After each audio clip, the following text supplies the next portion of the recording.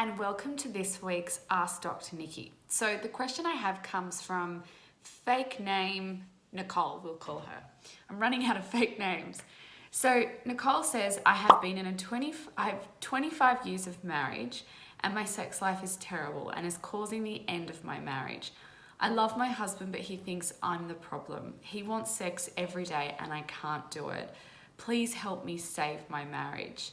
This makes me really sad, and for anybody who's thinking about writing in an Ask Dr. Nikki, don't be scared to give me details, because I look at this and I think I want to know so much more. You know, why does Nicole not want sex all the time? Why does her husband want it every day and she doesn't? What's going on that this is causing the end of their marriage? It's very normal and natural in long-term relationships that we see sex change. And I use the word change, not necessarily decline, because I don't want to necessarily say that decline is a bad thing. You know, when you're waking up next to somebody every day, when you've got children, the stress of work, paying bills, life, it's not like what it will used to be when you were in the throes of passion in the honeymoon period, ripping each other's clothes off. And whilst that sounds appealing, when you've been with someone for a long time, there's this intimacy and connection that you might not necessarily have when you're in that honeymoon phase and still getting to know each other. So it doesn't mean that your sex life has to necessarily die, but for a lot of people, they don't place sex as something that's important to their relationship.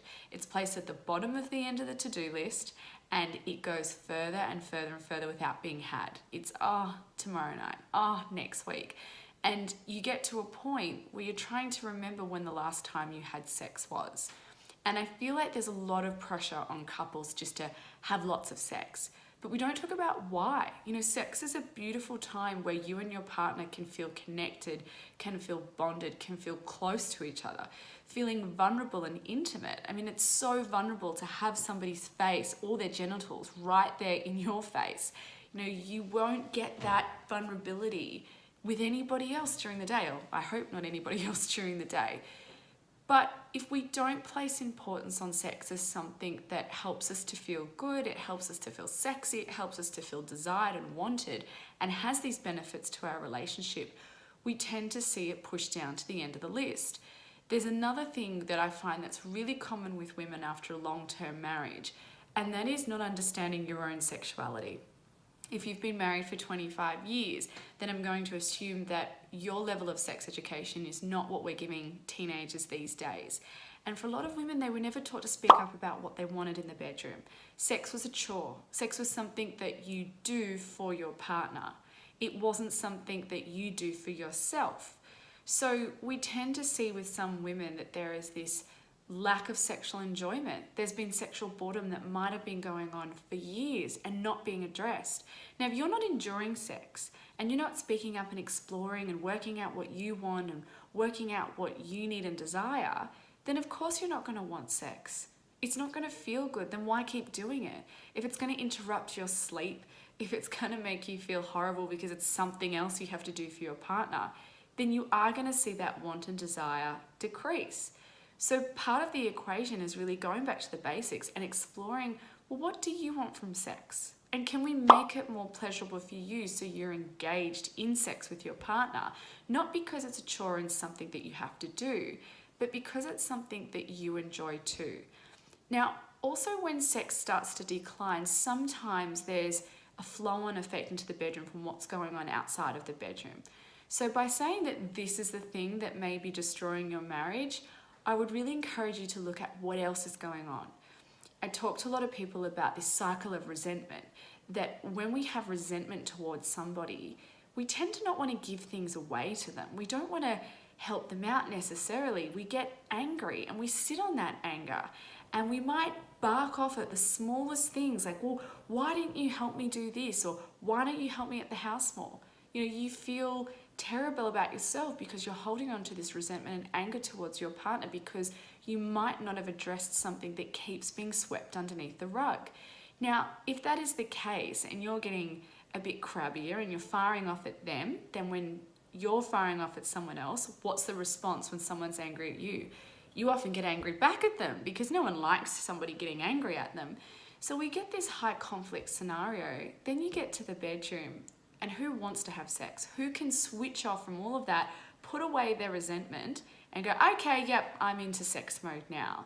So really, it's often about what's going on in other aspects of the relationship. Now, if you are feeling resentful towards your partner, it might even be resent for the fact that they want sex every day and you don't, and there are reasons why you don't that they're not listening to. If you don't talk to them and resolve that issue, then that resentment is going to build. And when you feel so resentful towards your partner, you tend to shut down emotionally. It's nearly like a way of protecting yourself. You get so frustrated and you think, I can't give anything more to that person because they haven't been listening to me. And maybe this has been going on for quite some time. They haven't heard me. They're not listening to my concerns. So it's really important that you look at the bigger picture and look at, well, are there emotional factors? Is there resentment that's going on that's stopping you from even wanting to explore your sexuality? It's one thing for me to say to women, go and explore your sexuality and then work out what you want, take it into the bedroom. But if you're shitty with your partner, then that's going to be the last thing on your mind. So I really hope that helps. Do feel free to write back to me if you have a follow-up question or there are more bits to the puzzle that you want to get into. And please know that you're not alone, that this is a really common question I get from people. And I think it's a really difficult thing where we're supposed to keep relationships intact and going along successfully and sexually for these long periods of time. No one teaches us how to be in a relationship, let alone a long-term relationship. So a lot of us are navigating this in the dark, trying to work it out as we go. And if we're a society that doesn't talk about sex and doesn't talk about what's going on in our own homes, then we often feel isolated and like no one else experiences what we experience, which is so not true. So I also encourage you to feel free to talk to friends about it, talk to other people that are in long-term relationships and see if you can support each other and also share things that might have worked for the other person that could work for you. So I hope that helps. If you do have an Ask Dr. Nikki question, please jump onto my Facebook page and send me a message and you can ask me anything.